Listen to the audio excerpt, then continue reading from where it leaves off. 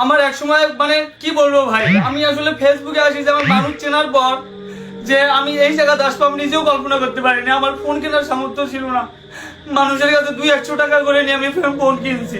আজকে না হয় 2-4 টাকা ইনকাম করে পরিবারের মুখে, কিন্তু আমি 2006 সাল থেকে পড়াশোনা কিছু করে নিয়ে পানের দোকান করে গেছি। রাজনীতি তো বুঝি না ভাই।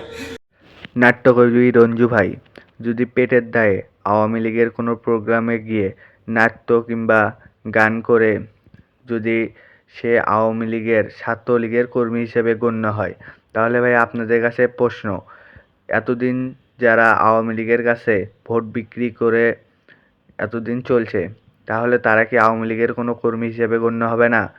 আর ছাত্র আন্দোলনের আপনারা যারা সমন্বয়ক, আপনারাও কিন্তু পুরস্কারের লোভে আওয়ামী লীগের বিভিন্ন প্রোগ্রামে গিয়েছেন, তাহলে আপনারা কেন আওয়ামী লীগের নেতা হিসেবে গণ্য হলেন না?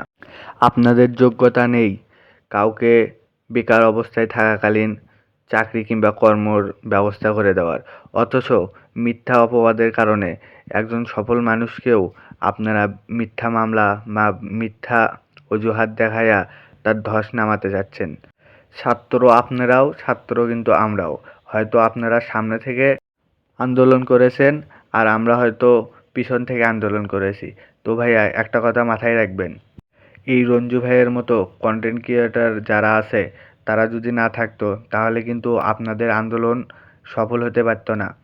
আজ শুধু ছাত্র আন্দোলন বলে চালাবেন না, ছাত্র আন্দোলনের মধ্যেও কিন্তু অনেক সাধারণ মানুষ, এদেশের সাধারণ মানুষেরাও আন্দোলন করেছে।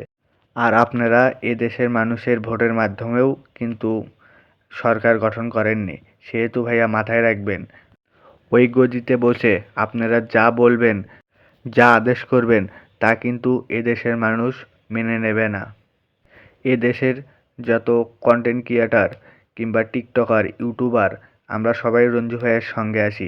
এদেশের মানুষ যারা আছে তারা আমরা সবাই রঞ্জু ভাইয়ের সাথে আছি।